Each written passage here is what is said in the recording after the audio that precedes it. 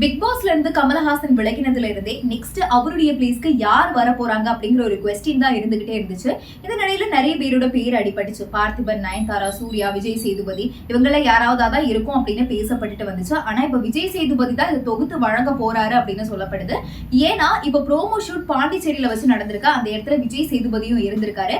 அது மட்டும் இல்லாம இந்த சீசனை கொடாயடி சண்டையா மாத்துறதுக்காகவே நிறைய போட்டியாளர்களை களத்துல இறங்கியிருக்காங்க.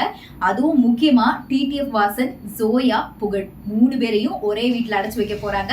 ஏற்கனவே புகழ் ஜோயா கிட்ட நடந்துகிட்ட விதத்தை பார்த்து டிடிஎஃப் ரொம்பவே கடுப்பாகி வீடியோ போட்ட கதை எல்லாமே நமக்கு தெரியும். சோ இவங்க 3 பேரும் ஒரே வீட்டுல இருக்க போறாங்க அப்படிங்கிறது தான் ஒரு கூத்தாவே இருக்கு. பாரதி கண்ணம்மா, அருண், ரஞ்சித், ரியாஸ் கான், மாக்காப்பா, அப்புறம் இந்த பிக் பாஸ் ரிவ்யூ பண்ணக்கூடிய ரவீந்திரன் இவங்க எல்லாருமே இந்த தடவை போட்டியாளர்களா களத்துல இறங்க போறாங்க. பட் இன்னும் எக்ஸாக்டா யார் யார் வர போறாங்க அப்படிங்கறது இன்னும் அவங்க சொல்லல. இந்த தடவை கான்ட்ரவர்சிக்காக முக்கியமா ஒரு 3-4 பேரை வச்சுட்டாங்க.